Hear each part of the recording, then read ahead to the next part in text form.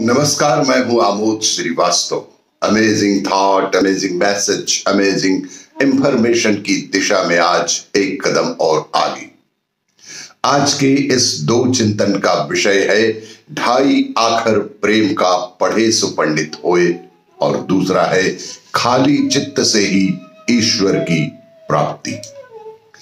आपको ये मेरा वीडियो अच्छा लगे तो लाइक करें, शेयर करें और लाल बटन दबाकर सब्सक्राइब अवश्य करें। साथ ही बेल आइकन दबाना बिल्कुल ना भूलें।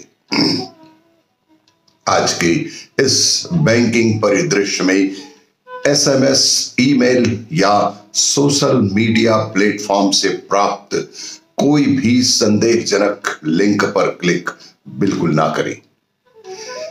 भारतीय रिजर्व बैंक कहता है, जानकार बनिए, सतर्क रहिए। जनहित में जारी एक मैसेज। आज के इस प्रथम चिंतन का विषय ढाई आखर प्रेम के पढ़े सुपंडित होए।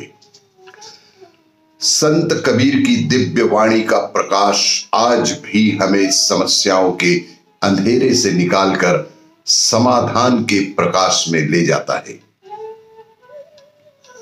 जिंदगी को सही से जीना सिखाने वाली ऐसी ही कबीर की कुछ दिव्य वाणियां हैं जिन्हें जीवन में उतारकर सफलता प्राप्त की जा सकती है।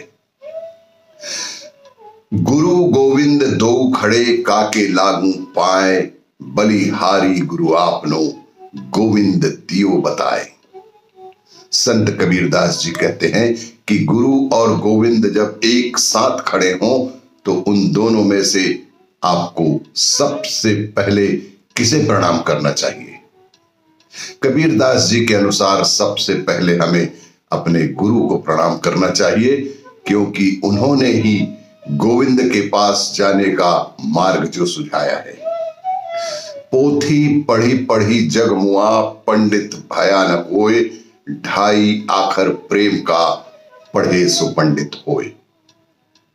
संत कबीर कहते हैं कि बड़ी बड़ी पोथी पढ़ने का कोई लाभ नहीं है जब तक कि आप में विनम्रता नहीं आती और आप लोगों से प्रेम से बात नहीं कर पाते। कबीर कहते हैं कि जिसे प्रेम के ढाई अक्षर का ज्ञान प्राप्त हो गया वही इस संसार का असली विद्वान हो गया। माला फेरत जुग गया, फिरा न मन का फेर, कर का मन का डार दे, मन का फेर। माला फेरत जुग भया, फिरा न मन का फेर, कर का मन का डार दे, मन का फेर।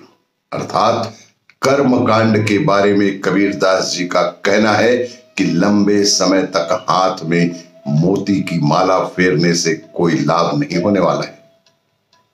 इससे आपके मन के भाव शांत नहीं होंगे।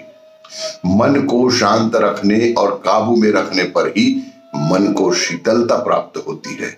यहां पर कबीरदास जी लोगों को अपने मन को मोती के माला की तरह सुंदर बनाने का संदेश जो दिया है। आज की इस दूसरे चिंतन का विषय, ईश्वर सिर्फ खाली चित्त में ही प्राप्त होते हैं। यह शाश्वत सत्य है कि हम सब अपने दिमाग को काम, क्रोध, लोभ, मोह, लालच, अभिमान, ईर्ष्या, द्वेष, भलाई बुराई, सुख दुख की बातों से भर कर रखते हैं। तो ईश्वर इसमें कैसे रह सकते हैं? इसको तो खाली स्थान चाहिए। इसलिए अगर वाकई ईश्वर तक पहुंचना है तो दिमाग को इन चीजों से खाली करके साफ सुथरा बनाना पड़ेगा। साफ सुथरे और खाली मन में ही श्री कृष्ण निवास करते हैं। एक बार एक सन्यासी ने एक दुकान पर देखा कि वहां अनेक छोटे बड़े डिब्बे थे। एक बार एक सन्यासी ने एक दुकान पर देखा कि वहां अनेक छोटे बड़े डिब्बे थे। सन्यासी ने डिब्बों में क्या रखा है इस बारे में दुकानदार से पूछना शुरू किया। दुकानदार ने उनमें जो रखा था वह बताते गए। अंत में पीछे रखे एक डिब्बे का नंबर आया। सन्यासी ने पूछा कि उस अंतिम डिब्बे में क्या है। उस दुकानदार ने बेहद आश्चर्यजनक जवाब दिया। उस दुकानदार ने बोला कि उसमें श्री कृष्ण है। सन्यासी तो जैसे हैरान ही रह गए। पूछा, श्री कृष्ण? भला ये श्री कृष्ण किस वस्तु का नाम है? सन्यासी ने उस दुकानदार से पूछा कि भला ये श्री कृष्ण किस वस्तु का नाम है? दुकानदार सन्यासी के भोलेपन पर हंसकर बोला, महात्मन, और डिब्बों में तो भिन्न भिन्न वस्तुएं हैं, पर यह डिब्बा खाली है, और हम खाली को खाली नहीं कहकर श्री कृष्ण कहते हैं।